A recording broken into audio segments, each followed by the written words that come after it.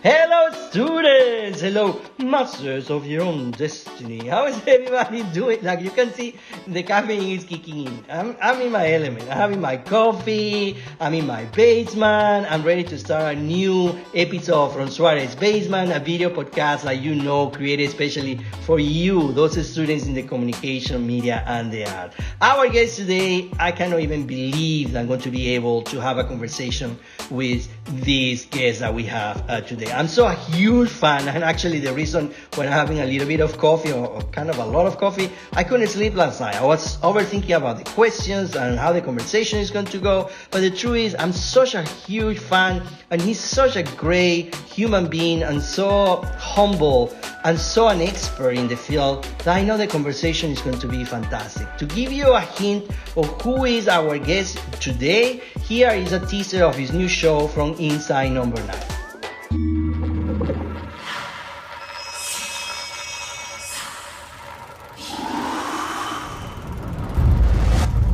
Been warned before. Grandma Snickers. Unfortunately, she was a flexitarian vegan cannibal. All bets are off. Inside Number 9 on BBC Two and BBC iPlayer. Yes, the one and only Mr. Steve Pemberton is with us today here from Suarez Basement. Well, he's not here, he's in his house in London. He won the 2019 British Award for Film and Television for his work in Inside Number 9. But of course, he's also very well known for I have my DVD collection of The League of Gentlemen, who he wrote with Reece Shearsmith, his longtime partner in crime. He's also part of the creative team and writing team and acting team for Inside Number 9. You can watch now Inside Number 9 in HBO Max. I think it's in other platforms, but I know for sure it's in HBO Max. 100% recommended. And like I always do, I have two co-hosts to be part of the show. I think the most the merry. We bring the conversation to a different level. I have Andrew Nimitz with us. He was my student in my communication class and my script writing class.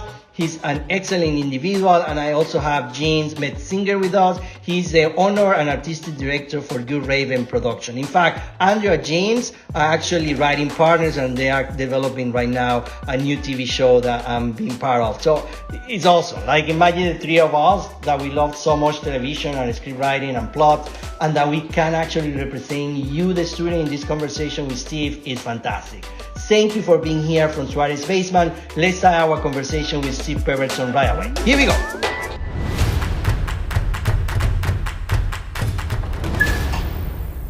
Let me tell you what I'm just such a huge fan.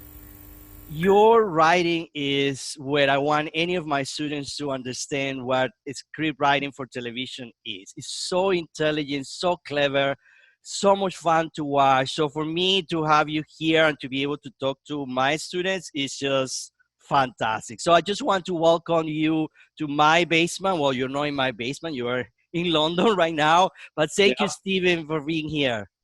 Not at all. I'm quite relieved not to be in your basement, I think. I'm getting some ideas for a new episode, just looking at it. Well, that's good. That's good to know. Well, so Steve, before we go into the whole, of course, conversation about script writing and storytelling, of course, I want to ask you how you're doing. How is your family? How is everybody there in London with all this craziness that we're living in? Oh my goodness, it changes every day, doesn't it? We are all good. We're doing fine. The family's good. You know, it's nice here at the moment, so we can get outside. But nobody knows what the future holds, and I think the uncertainty is the annoying thing. We were 3 days into filming a new series when the lockdown happened here in March, so we have to pick that back up again. I don't know when we're going to be able to do it, and nobody. You know, I was meant to be doing some theatre in the West End. Nobody knows when that can reopen again. So it's just the uncertainty. Apart from that, it's okay. Just one day at a time. Yeah, I think that's the only thing that we can do. Be patient, but patience normally is not a virtue that we have as humans, right? So it takes us a long time to get there, but it get to you in some points like, okay, that's it. I want to be able to do what I like to do. Absolutely, yeah. We're all. Yeah. I mean, we've been doing some writing. Reece and I, who I write Inside Number 9 with, we've written a whole series like this on this technology.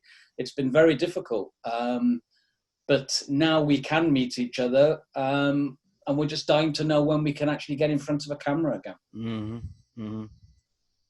Andrew, so I give you the start. I give you the beginning of the conversation.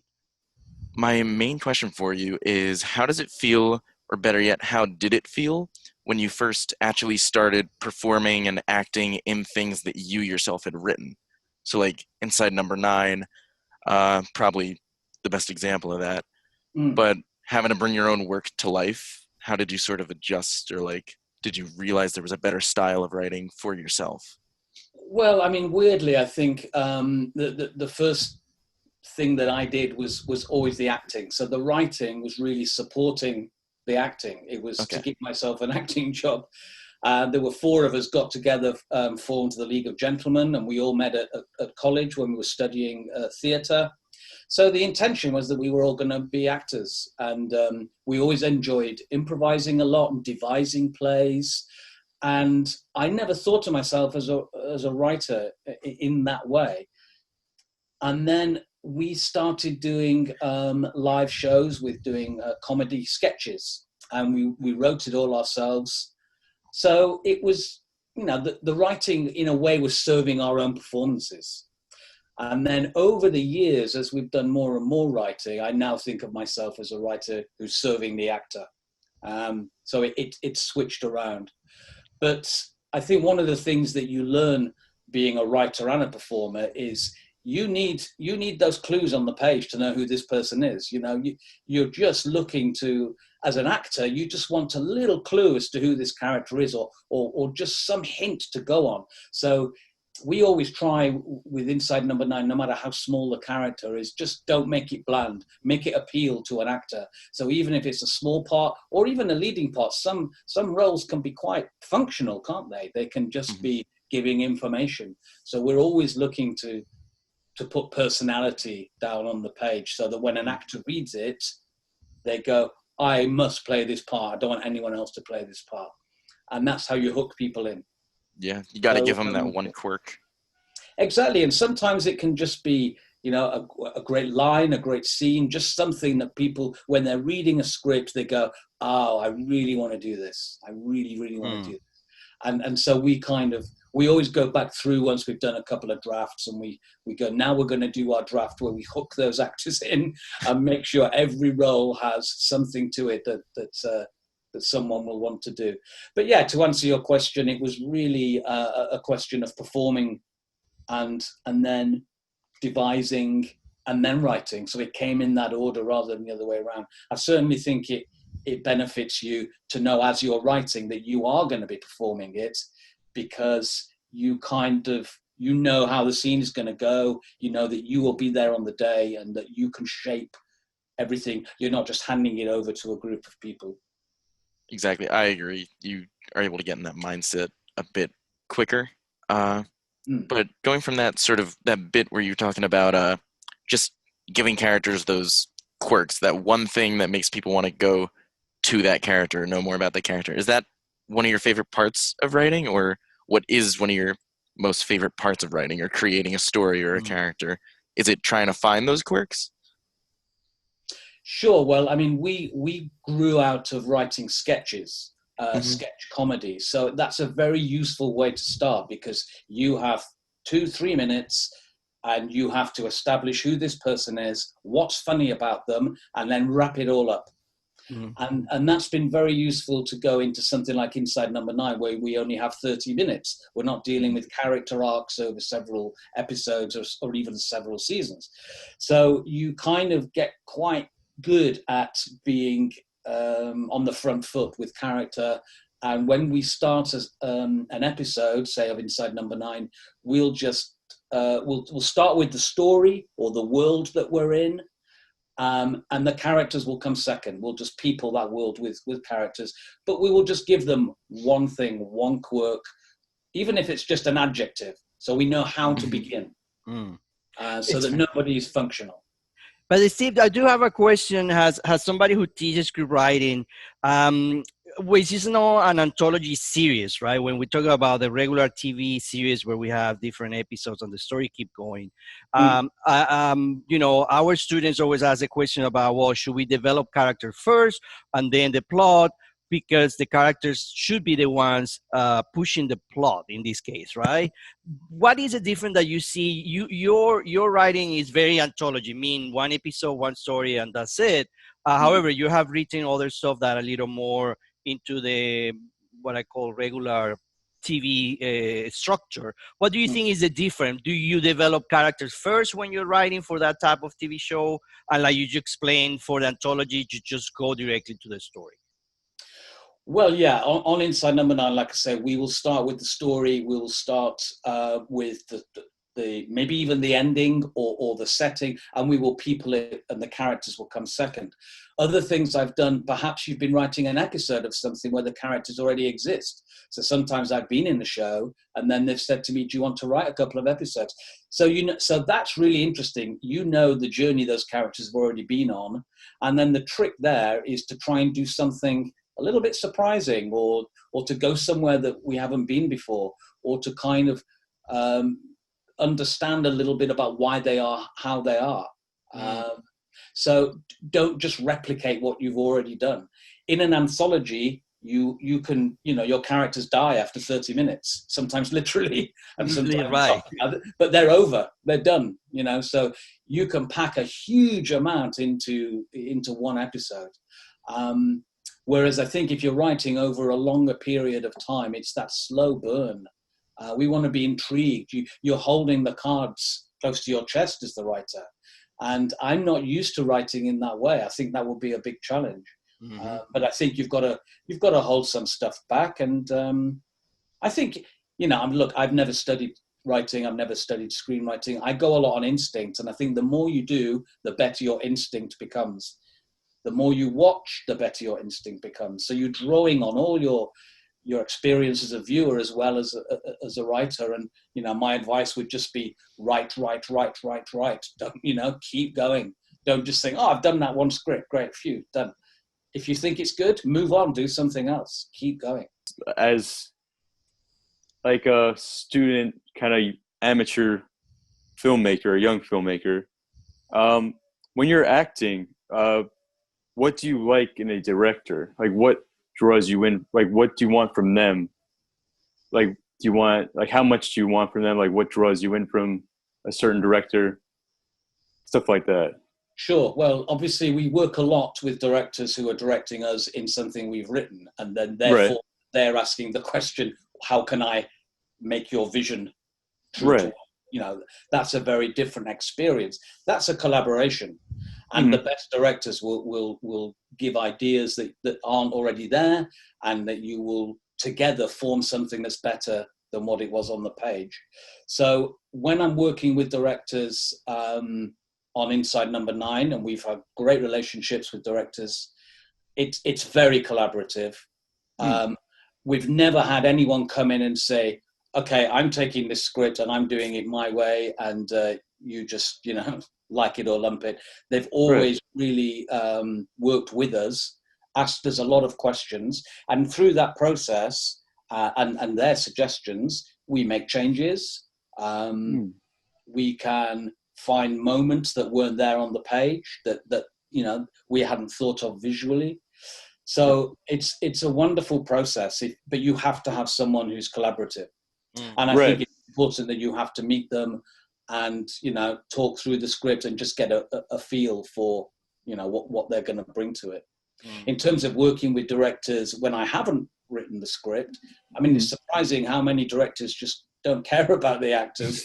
They really just think, you do your job, learn your lines. I'm all about the pictures and the framing.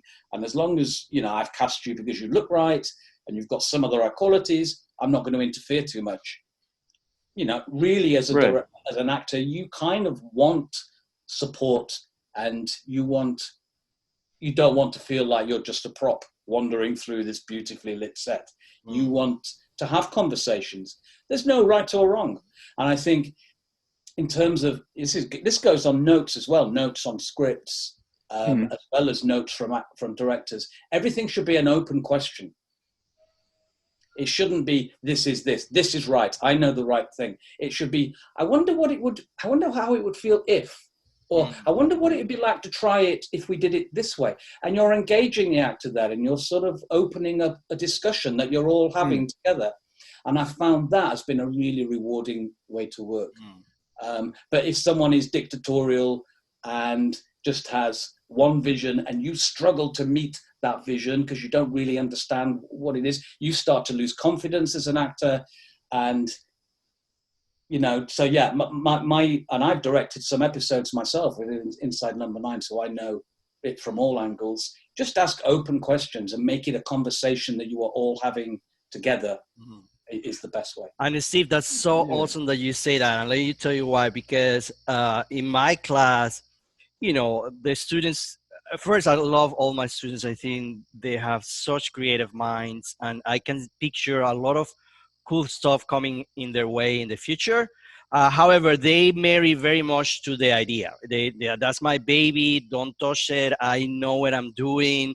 So I think it is interesting that you bring that into that open question. Should be all the way really to the end of this process. A lot of the students tends to be very protective of the concept, right? So how important, again, and this is cool because it's coming from you, and imagine if you're saying that, I tell my students, no, the process never ends. You can change things even in the set. Is this correct? Yeah, absolutely. I mean, we like to work with the scripts in very good shape when we start filming. And we would do, I mean, Reece and I work together, and we do 2 or 3 drafts just between ourselves before we show it to anybody. And we've worked with some great producers and executive producers for many years now who we trust. And we don't get 8 pages of tightly written notes, which as soon as they arrive, you're like, oh my God. You know, we get a 2-paragraph, I love this, what if this, have you thought about this? I wasn't sure about this character at this point. Just a very short thing that we can work on and have a conversation about. Other things I've done when I've been a writer hired to do an episode of something, I've dealt with that process of working through notes, and it can be very dispiriting if it's not done in the right spirit. But you have to have the right spirit. But yeah, it's always, you know, a moment that you're working on can come alive in the rehearsal room. It can come alive on set. We won't have a free-for-all. You know, the actors can't just say, oh, I've got an idea, my character should just say this. You might go, oh, yeah, it's a great idea. I think we'll try it this way first. You might give them a take where they do it their way. But you've got to have the vision. And it's all about talking about it in advance and making sure that actors, heads of department and director are all making the same show. So a lot of talk in advance, but yeah, we don't change an awful lot as we're going along. I would just love to add, me and James as amateur independent filmmakers, we have had our fair share of times on set where even just the smallest thing like a prop breaking can completely change the direction of a scene, where it's like, I guess we're rewriting it right now, let's figure it out. But honestly, I think that's made some of the best end results for scenes or projects, because there are things that we've made that even in editing, I just am like, I love this version so much better. When I look back at the script, I'm like, how did we think we were going to film this? It's incredible how that process happens. Well, yeah, there's a saying, necessity is the mother of invention. And when you put restrictions, and this is what's been great for us on Inside Number 9, we put restrictions on ourselves, which is we're not going to leave this room or this building. We're not going to have a huge cast of characters in different locations. We have to tell this story with these limitations. And that has made us far more creative as writers, I think. It's a really good exercise. Can you tell a story for half an hour around this table with these characters who don't move from this table if they're arguing about a bill? Can you tell tell a story about a group of characters in one room, they're doing a party, but you never can leave that room. You can have time jumps, but it really opens up your mind to how to solve these problems, and Right. And to how to bring the just make it outside entertaining. in, and is sometimes better, and it's a more sort of classic. We looked back at old single plays. There's not an awful lot of single plays that get made anymore. And, there was a great tradition of them, certainly in British television. Single plays that you would watch, which had a beginning, middle, and end, and it came from theatre. So that precision of writing that you get in the theatre is kind of what I think is very useful to bring to television if you're doing that sort of format. Interesting. I agree.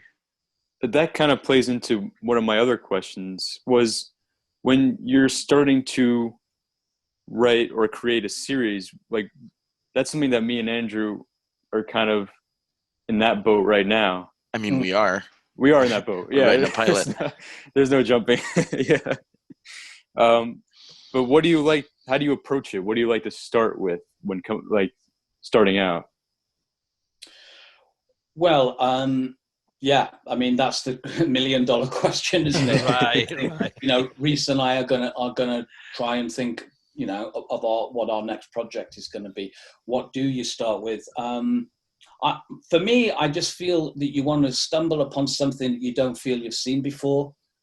Something that you feel has not been done in this way before, or with a character that hasn't had this approach to this thing before. So you're constantly trying to think, there's so much content out there now. What's the thing that's going to make people sit up and go, oh, this is different, this is interesting, I'm going to stick with this. So yeah, good luck. And then it's a question of discussing the world that you're in, really. And we like to draw, and I don't think there's anything wrong with this, draw on other things that are out there. Is it like this plus this? Is it like this with a touch of this in it? Is it Coen Brothers meets Mike Lee? Draw on all your influences and things that you love. It's not stealing. I mean, we have all been influenced by other people, and those people were influenced by people before them. Right. Go to Shakespeare, draw on those classic. Go to Greek tragedy. Go to anywhere that's going to bring something different. That you initially thought about. It's different. Look, Steve, what I have here. I know for a lot of my students, they don't know what this is. Guys, these are DVDs. These used to be DVDs. Remember those silver? No idea. I can beat that because I have VHS. There we go. Do you remember VHS? I have VHS, never opened. Well, you win. Well, you see, we are big fan in this house of your work. We start from a long time watching what you do. We think you have a genius mind. The way that you present storytelling is fantastic. The characters are awesome. And, just to light up things in these times that we're living in with so much unemployment and, unfortunately because of the virus, how you think Paulina from Legal Gentleman will help to find jobs? You're on your own. No, Pauline would have to struggle. I think she'd be rubbish at doing this technology. I think you'd just have a black screen with Pauline and a voice harping on at you.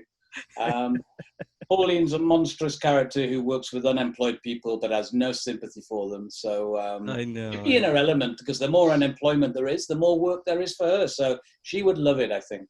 She will. Steve, we want to thank you one more time for your time. I'm going to give you the chance to please give your final thought to our students, to all those writers out there that need to believe in themselves and their stories that they're creating, especially in a time where I believe is the second golden era of television with so much opportunities out there. What is your final message to the students? I guess, you are the lucky ones, because as an actor, someone has to give you a job to act. As a director, you have to have a project to direct. As an actor, as a writer, you can keep writing. Nothing is going to stop you. Ideas are free. So keep going, keep writing, keep notes, don't throw anything away. And everything you do is you're just storing up your experience and building on your experience to the point where your instincts are so finely honed that you can do it and you can have your voice come through. So keep going is my advice. Thank you so much. I appreciate that. And you hear it, students, write, and rewrite. I say in my class all the time. I promise you I don't have any secret doors in my basement. But thank you guys for being here. To my co-hosts, thank you so much, because you bring past students and upcoming writers, you bring a different dimension to the conversation. And of course, I want to thank Steve from, all the way from London to be here. We admire your work very much, and we are very engaged with your work. I think it's fascinating, like I say, and in fact, I'm using some episodes from Inside 9 to push my students to see what they can create if they are, in one setting. I think it's a great exercise for them to do. Great. Well, the very best of luck to everybody in all their endeavors, and let's hope we can start making things again soon. And look, I'm wearing my New York t-shirt for you today. Perfect. Thank you so much, Steve. Say hi to the family and keep safe. Yeah. Perfect. Thank you. Thank you.